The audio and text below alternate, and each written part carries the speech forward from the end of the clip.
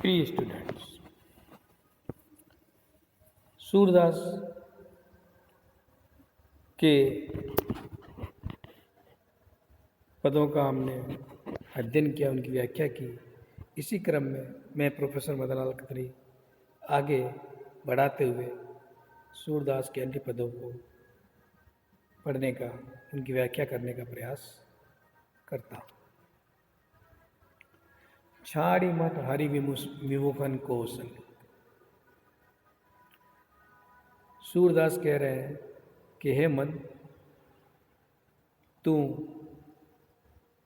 ईश्वर विरोधियों का, हरि विमुखन ईश्वर विरोधियों का, दुष्टों का साथ छोड़ दे। जो ईश्वर को नहीं मानते हैं ऐसे लोगों का साथ छोड़ दे। ईश्वर को नहीं मानने का मतलब सांसारिक भोग विलास में जो डूबे हुए हैं। उस समय नास्तिक जैसी कोई तो बात थी नहीं कि ईश्वर के स्वरूप को अस्वीकार किया जा सके, मगर नास्तिक भले न हो पर पूजा पाठ लोग नहीं करते थे, ईश्वर का स्मरण नहीं करते थे। ऐसे लोगों के लिए कहा गया है। आज तो संसार का लगभग 15-17% जो संसार के लोग हैं वह नास्तिक है, अनीश्वरवादी है। तो उस समय की बात है, ये लगभग 500 वर्ष पूर्व की। छाड़ी मन हरि विमुखन कौशल। हे मन, तू ईश्वर की सेवा न करने वालों का साथ छोड़ दे। मैंने नास्तिक अर्थ नहीं लिया इसका। जिसके संग कुमति उपजती है परत भजन में भंग। जिसके साथ रहकर कुमति, मन में दुर्बुद्धि पैदा हो जाती है, दुष्टता आ जाती है, परत भजन में भंग, और ईश्वर की आराधना में भंग, विघ्न आ जाता है, बाधा पैदा होती है। क्योंकि ये लोग विषय वासना में डूबे रहते हैं। उनके साथ रहकर हम भी क्या है, ईश्वर के आराधना छोड़कर विषय वासना में डूब जाते हैं। इस तरह से हमारे भजन में, भक्ति में बाधा पड़ती है। का होत पय पान कराए विष नहीं तजत भुजन। अब एक एक दृष्टांत देते जा रहे हैं सूरदास हमें कि सर्प को, भुजन सर्प, सांप, दूध पिलाने से क्या होता है? विष नहीं तजत, वो तो अपना जहर छोड़ता ही नहीं है। यानी सांप को दूध पिलाओ तो भी वह जहर बन जाएगा। दूध पिलाने से आपका जहर कम नहीं होता। अगला दृष्टांत और दे रहे हैं। वो सारे पदों में उन्होंने दृष्टांत ही दिए हैं कि क्यों हमें ईश्वर का भजन, भक्ति, पूजा पाठ न करने वालों से दूर रहना चाहिए, उनका साथ छोड़ देना चाहिए। उसके लिए एक एक करके उदाहरण देते जा रहे हैं। अगला है, का गई का कपूर चुगवाए। कौवे को कपूर खिलाने से क्या फर्क पड़ जाएगा? स्वान नहाए गंग, और कुत्ते को गंगा में स्नान कराने से क्या हो जाएगा? यानी कपूर खिलाने से कौवा सफेद नहीं हो जाएगा, और कुत्ते को गंगा में नहलाने से वो पवित्र नहीं हो जाएगा। आजकल तो कुत्तों का बड़ा चलन है भाई साहब, नहाते शैम्पू से नहा के लोग गोद में घुमा के घूमते फिरते हैं। उस वक्त ऐसा नहीं था। खर को कहा अर्गजा लेपन मरकट भूषण। खर, गधे को सुगंधित, अर्गजा सुगंधित द्रव्य, सुगंधित द्रव्य से लेप कर दो उस पर, ब्यूटी पार्लर की तरह उस पर लेप कर दो, सजा दो उसको। लेकिन वह लौटेगा तो मिट्टी में ही, यानी सुगंधित लेपन से भी उससे कोई फर्क नहीं पड़ता। मरकट भूषण, और बंदरों को आभूषण पहना दो तो बंदरों को आभूषण भी शोभा नहीं देते, और बंदर खुद ही तोड़ तोड़ के उसे फेंक देते हैं। गज को कहा अनवाय सरिता, बौरी धरे खेह छंग। हाथी को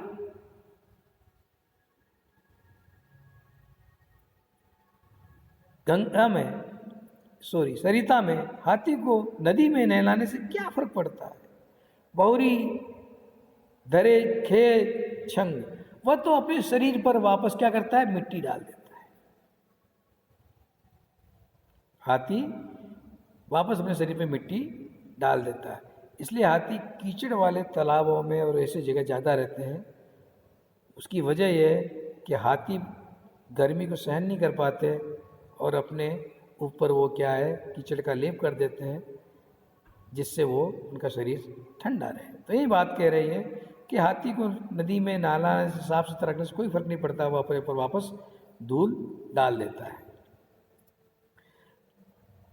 महान पतित बाण नहीं बेदत, रीतो करत निसर।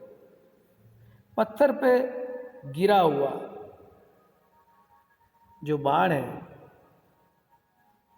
वह शिकार नहीं कर सकता। बाण की जो नोक होती है वो पत्थर पे गिरने के बाद क्या होती है? टूट जाती है। टूट जाती है क्या? बोटी हो जाती है। टूट भी सकती है, मुड़ भी सकती है। तो वह लक्ष्य को भेद नहीं सकती। उससे तो क्या होता है? निशंग, पीछे जो तुणीर बांधते हैं जिनमें बाण रखे जाते हैं, वो खाली करेगा। यानी सारे बाण खाली हो जाएंगे, लेकिन लक्ष्य का संधान नहीं हो पाएगा, क्योंकि वो पत्थर पे गिरे हुए बाण हैं। सूरदास खलकारी कामरी चढ़त न दूजो रंग। सूरदास कह रहे हैं कि ऐसे दुष्ट हरि विमुखन, ईश्वर का भजन न करने वाले, कारी कामरी, काले कंबल के समान है, चढ़त न दूजो रंग, उन पर दूसरा कोई रंग नहीं चढ़ सकता। यानी उन पर ईश्वर भक्ति का रंग नहीं चढ़ सकता। वे तो विषय वासना में वैसे ही डूबे रहते हैं।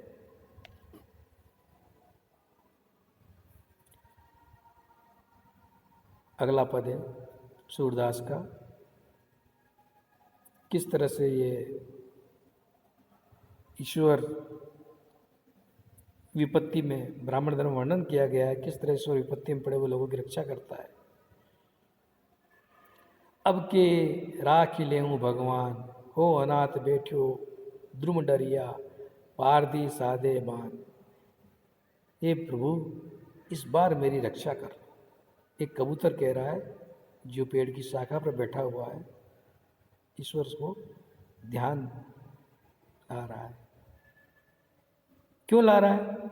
हो अनाथ बैठो तुम डरिया, मैं अनाथ पेड़ की शाखा पर बैठा हूँ, पारदी सादे बान, और पारदी बहलिया, तीर का निशाना मुझ पर लगा रहा है। यानी तीर का मुझ पर निशान साध रखा है उसने। ताके डर भाजियो चाहत हो ऊपर ढुके से, उसके डर से मैं उड़ना भी चाहता हूँ, लेकिन ऊपर सचान बाज उड़ रहा है। उड़ू तो ऊपर बाज पकड़ लेगा। दु भांति दुख भयो आनी यह, दुख भांति दुख भयो आनी यह, कौन उबारो। मेरे तो दोनों तरफ से ये विपदा आ पड़ी, मुझ पर दुख आ पड़ा है। अब कौन मेरे प्राणों की रक्षा करे, उबारे, उद्धार करे, प्राणों की यह रक्षा करे। सुमृत ही अहि डस्यो, पारदी सर छूटियो संतान। ईश्वर का स्मरण करते ही शिकारी को सांप डस लेता है, और सांप के डस लेने से उसका निशान चूक जाता है और उसके हाथ से तीर छूट जाता है, और वह सूरदास सर लाग्यो सचानी, और वह तीर सचान बाज को जाके लगता है। जय जय कृपा निदान, हे कृपा सिंधु आपकी जय जयकार। किस तरह आप अपने भक्तों के प्राण बचाते हो। उस भक्त के प्राण बचाने के लिए आपने 2 लोगों के प्राण ले लिए। तो ईश्वर इस तरह से स्मरण करने मात्र से ही रक्षा कर लेता है। अब मैं जानी देह बुरानी, अब मुझे महसूस हो रहा है कि मैं बूढ़ा हो रहा हूँ। शीश पाँव कर कहो न मानत, हाथ पाँव और मस्तक मेरे वश में नहीं है। तन की दशा सिरानी, और शरीर भी मेरा सुस्त हो गया, ढीला पड़ गया हूँ। आन कहत आने कही आवे, कहना कुछ चाहता हूँ और मुँह से कह कुछ निकल कुछ जाता है, यानी मुंह से बराबर बोल भी नहीं पाता हूँ। नैन नाक बह पानी, आँखों और नाक से पानी बहता रहता है। आंखें भी खराब हो गई है और नाक भी बहती रहती है। मिटी गई चमक दमक अंग अंग की, जो अंग अंग में चमकती सौष्ठव था, कसाव था, वो सारा मिट गया। गई जो सुमति हिरानी, जो मेरी बुद्धि थी, चतुर्बुद्धि, वह भी क्या हो गई, विस्मृत हो गई। अब भूल चुका हूँ, यानी स्मृति भी मेरी जाती रही है। ना ही रही कछु सुधि तन मन की, अब तो तन मन की कोई सुध नहीं रहती, कोई स्मृति उनकी नहीं रहती। वह गई बात बिरानी, अब तो ये सारी बात बेगानी हो गई, यानी पूरा शरीर ही दूसरों के भरोसे हो गया है। मेरे हाथ में कुछ नहीं रहा। लोग पकड़ के चलावे तो चलना, लोग नहलावे तो नहाना, लोग खिलावे तो खाना।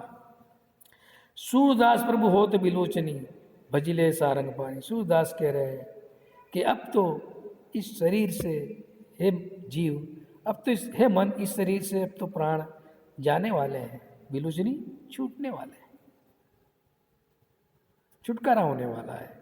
भजिले सारंग पानी, अब तो तुम ईश्वर, सारंग पानी विष्णु को कहते हैं, विष्णु के धनुष का नाम सारंग है। कृष्ण के धनुष का नाम भी सारंग ही था, क्योंकि विष्णु के अवतार थे। और राम के धनुष का नाम भी सारंग था, परशुराम के पास भी यही धनुष था। तो अब तो तुम ईश्वर का ध्यान धर ले।